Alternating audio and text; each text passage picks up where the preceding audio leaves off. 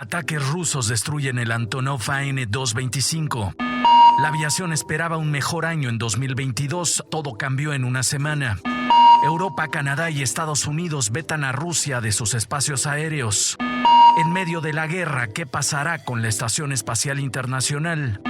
El fantasma de Kiev. ¿Quién es el piloto del MiG-29 que está haciendo historia? Bienvenidos al podcast informativo de Transponder 1200 en su edición 124 con las noticias más relevantes de esta guerra que acontece en Ucrania. Mi nombre es Roberto Martínez Armendáriz. Comenzamos.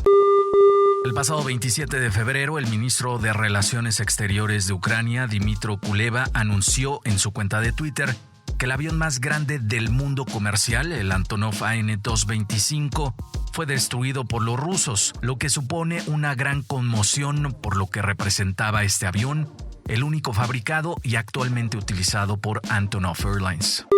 El primer día de guerra, el 24 de febrero, el aeropuerto de Hostomel sufrió el ataque aéreo de las tropas rusas. En ese momento se habló de la destrucción del Antonov 225, pero pocas horas después fue desmentido por Dmytro Antonov. Las fuerzas de Ucrania y Rusia lucharon por el aeropuerto, que es la base de operaciones de Antonov Company. Finalmente, el domingo 27 de febrero, Rusia dio un nuevo golpe al aeropuerto, que provocó un incendio y la destrucción del avión más grande del mundo. Grabaciones compartidas el pasado 3 de marzo mostraron el grado de destrucción en el aeropuerto. Ese vídeo fue la confirmación del estado del Antonov y de los daños estructurales que produjo el incendio. Tras lo ocurrido, el proyecto de un segundo Mirilla comienza a tener más sentido e impulso. Ukroboronprom anunció a través de un comunicado de prensa que la restauración del avión actual costará más de $3.000 millones y mucho tiempo de trabajo, para lo cual esperan garantizar que el Estado agresor pague estos costos. Durante el año 2021, el director ejecutivo de Ukroboronprom, Yuri Usev, anunció que se encontraban en la búsqueda de inversores para continuar con el proyecto de fabricar una segunda unidad, derivado del gran auge de la carga aérea y el éxito registrado en los últimos años para Antonov Airlines, que además del Antonov 225 posee más aviones supercargueros de menor envergadura. Mientras tanto, podría ser viable continuar y concluir la construcción del segundo prototipo, en caso de que la actual AN-225 no tenga reparación y sea sumamente costosa. Estos anuncios alientan a toda una comunidad aeronáutica consternada por el ataque al avión más grande del mundo. Como parte de las actualizaciones de esta noticia, la mañana de este 4 de marzo se han compartido pruebas irrefutables de la destrucción del Antonov 225. Imágenes que han sido viralizadas muestran el Mirilla completamente destruido por el fuego provocado por la guerra entre rusos y ucranianos en dicho aeropuerto. La cabina del Antonov 225 quedó completamente calcinada y del colosal avión solo quedó el morro y las alas. Desde Toulouse, Francia, para Transponder 1200, Íñigo Burgaz.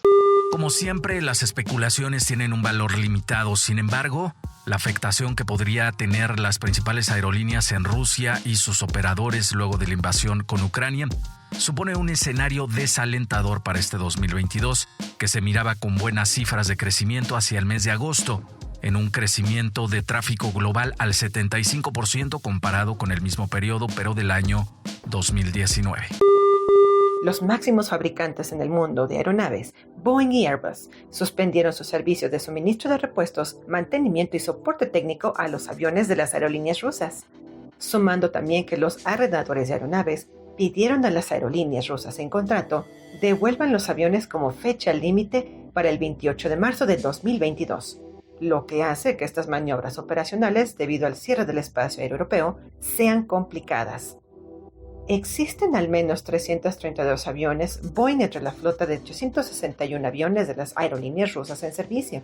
De acuerdo con la empresa de análisis aeronáutico Cirium, estas sanciones del cierre del espacio aéreo europeo aplican también para los aviones comerciales alquilados, es decir, en leasing, a pesar de no ser rusos. El número de aviones potencialmente afectados ascendería a 515 totales, de los cuales también se incluyen los Airbus, principalmente de la familia A320.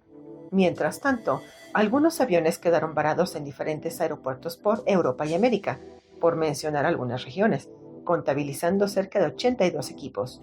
Como resultado de estas acciones, los arrendadores posiblemente se vean afectados al tratar de acomodar aviones con nuevas aerolíneas en mercados importantes, mientras drásticamente se disminuyen las capacidades de las aerolíneas rusas frente a las del occidente, que continúan operando normalmente, con algunas excepciones por la afectación del conflicto. También es importante añadir que la guerra en Ucrania ha dejado una incertidumbre económica, no solamente en Rusia, también en Europa, lo que estima un aumento del petróleo y combustible a nivel global, lo que pone en entredicho las proyecciones alentadoras para la industria durante este año 2022. Será cuestión de días y semanas poder conocer cuáles serán las afectaciones globales. Mientras tanto, para los arrendadores, fabricantes y aerolíneas rusas, son los primeros en pagar las consecuencias en medio de un entorno que prometía un crecimiento significativo, pero que de un día para otro cambió. Para Transponder 1200 desde la Ciudad de México, Yami Herrera. Como parte de los paquetes de sanciones contra Rusia por la invasión a Ucrania, toda Europa, excepto Turquía, Canadá y los Estados Unidos, cerraron sus espacios aéreos a las aerolíneas rusas. El primero en rechazar las operaciones aéreas rusas fue el Reino Unido, quien también fue el primero en recibir el contraataque y el cierre de espacio aéreo de Rusia por las líneas británicas. Conforme fueron pasando los días, más países se unieron a la decisión de vetar a las líneas y aeronaves rusas de las operaciones aéreas en sus espacios aéreos. Ya que lo más sensato no era enviar una legión de militares a la guerra, la OTAN y todos los que están apoyando a Ucrania tomaron otro tipo de medidas para estrangular la economía rusa y con ello obligar al gobierno de Putin a dar marcha atrás de sus acciones. Fue entonces que decidieron bloquear la operación de aviones rusos sobre sus territorios. La gran afectada fue Aeroflot, que quedó imposibilitada para volar hacia Occidente. En un comunicado, la FAA indicó que con esto se busca confirmar la efectividad de las medidas que Boeing ha implementado con miras a mejorar el proceso de fabricación del 787. Asimismo, confirmó que esta medida mantendrá hasta que esté garantizado el control de calidad de Boeing y que esto se apega a los estándares federales. Sin embargo, luego del paquete de sanciones que muchos países en el mundo han impuesto a Rusia debido a la invasión en Ucrania, y en una respuesta asimétrica desde el Kremlin, los rusos bloquearon su espacio aéreo a decenas de aerolíneas que no podrían realizar vuelos comerciales desde el pasado 28 de febrero. En total y hasta la fecha, se han agregado a la lista 36 países y sus respectivas aerolíneas, al menos unas 60, que no podrán realizar vuelos hacia Rusia. Informó desde Ecuador para Transponder 1200 Nicolás Larenas. No se olviden de visitar mi página enelarenas.com. Durante 21 años, la Estación Espacial Internacional ha sido uno de los complejos más importantes para el desarrollo de la ciencia y el Centro de Colaboración Espacial. Recientemente, en un informe publicado por la Administración Nacional de la Aeronáutica y el Espacio, la NASA revelan que podría ser retirada de su órbita. En el informe se habla de los planes de la Estación Espacial Internacional durante esta próxima década y de los avances científicos que se han realizado en los últimos tiempos.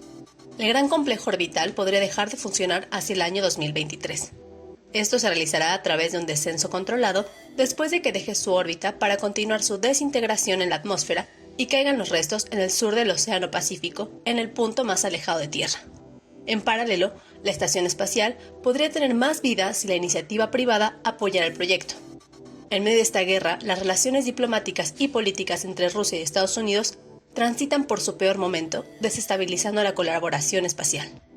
Las relaciones de cooperación científica espacial entre Rusia y Estados Unidos llegaron a un punto crítico luego de que el jefe de la agencia espacial rusa, Roscosmos, Dmitry Rogozin, publicara en un tuit, donde hacía ver que si los paquetes de sanciones actuales impuestos desde el Capitolio afectaban las relaciones espaciales, el complejo orbital lo dejarían caer sobre Estados Unidos o Europa, ya que Rusia tiene el control orbital, ya que los motores son de ellos.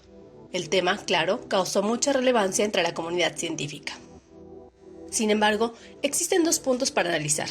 El primero se centra en las relaciones que tiene Rusia con Estados Unidos en programas espaciales y el interés en ambas naciones por continuar realizando experimentos científicos. Hasta después de la era de los transportadores espaciales, Estados Unidos dependió en todo momento de la ayuda rusa para transportar a sus astronautas hacia el complejo orbital a través de la Soyuz. En los últimos años, los avances de empresas espaciales privadas como Virgin Galactic de Richard Branson, Blue Origin de Jeff Bezos y Elon Musk con SpaceX, el lanzamiento de misiones hacia el espacio, no solo a la estación espacial, sino incluso a otros mundos, podría correr a cargo de algunas de estas empresas. La más fuerte, sin duda, en esta contienda es SpaceX, siendo la primera compañía privada con subvenciones gubernamentales en llevar astronautas hacia la Estación Espacial Internacional. Si bien no existe un comunicado oficial o algo que sustente un real interés, Elon Musk podría activar todas sus capacidades para que los motores del complejo orbital ya no estén en manos de los rusos. Un simple tuit de un editor de la NASA Spaceflight podría revelar un interés de Musk en este tema. A través de esta publicación, Pete, el editor de NASA, dijo que la estación espacial podría ser guiada y motorizada acoplando cápsulas Dragon de SpaceX en diferentes zonas de esta, a lo cual desde la cuenta oficial de Elon Musk dijo "buen hilo", refiriéndose a la buena idea y abriendo la conversación al tema. El segundo punto a analizar es, en medio de una guerra, ¿Rusia tendrá las capacidades financieras para continuar aportando a los programas espaciales? Luego del inicio de la guerra el pasado 24 de febrero, el sistema financiero ruso comenzó a convulsionar y su banco central no puede acceder a la mitad de sus reservas. Tampoco nadie puede vender sus acciones de la bolsa. Las inversiones están congeladas, mientras la bolsa de valores de Moscú permanece cerrada por tercer día consecutivo. Un panorama que invita a la reflexión de una Rusia que supone superioridad, pero no lo demuestra, sobre todo ahora en el campo de batalla y donde su arma más fuerte, que era su fuerza aérea, se ha visto tímida y ausente. ¿Tendrá la capacidad financiera Rusia de cumplir con sus obligaciones en programas espaciales? Desde el Kremlin, ¿será una prioridad continuar con los programas espaciales? Después de las declaraciones de Dmitry Rogozin, las demás agencias que participan en la estación espacial, como la europea, canadiense y japonesa, desearán seguir trabajando con el enemigo en casa.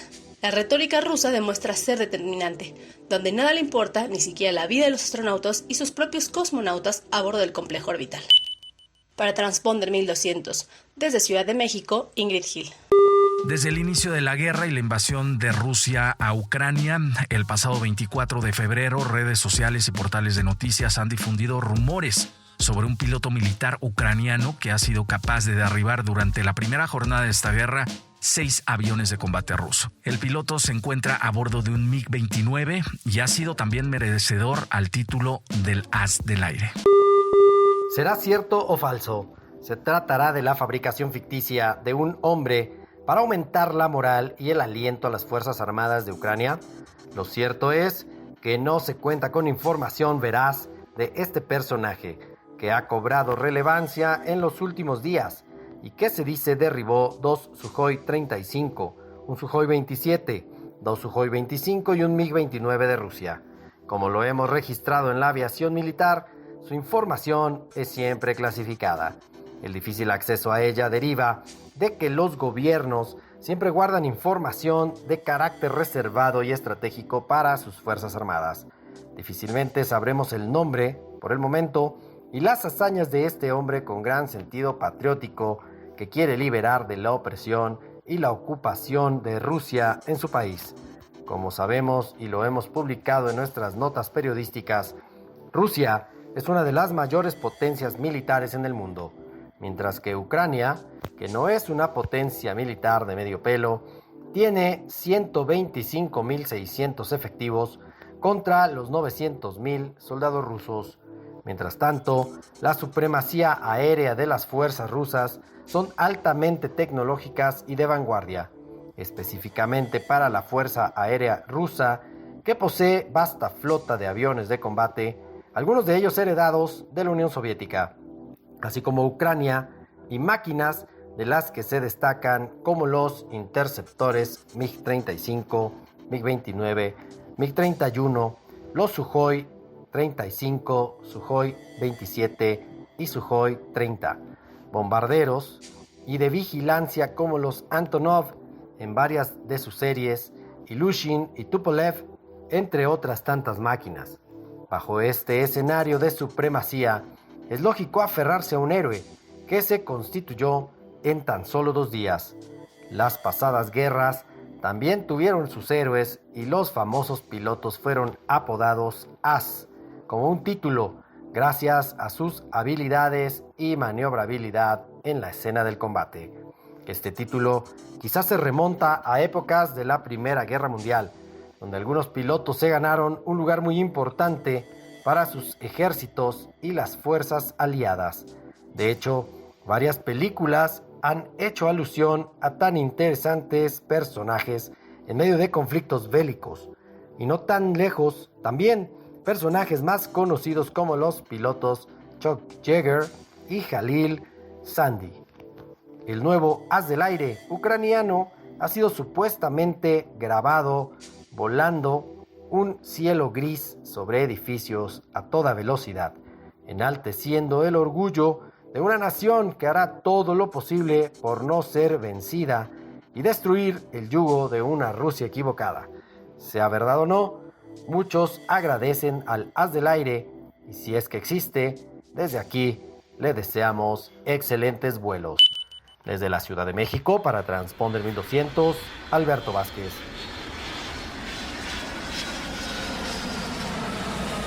Y es así como terminamos este podcast informativo en una jornada sumamente intensa en esta semana por la guerra entre Ucrania y Rusia. Agradecemos a todos ustedes que nos hayan leído en todas las emisiones y en todos los trabajos periodísticos que hemos realizado y también en este podcast en su edición 124. Agradecemos a todos nuestros corresponsales, redactores y periodistas que hacen posible la información, al señor Miguel Márquez en la producción de este espacio informativo, pero a usted, como siempre, el más importante por escucharnos semana con semana. Mi nombre es Roberto Martínez Armendáriz. Hasta la próxima.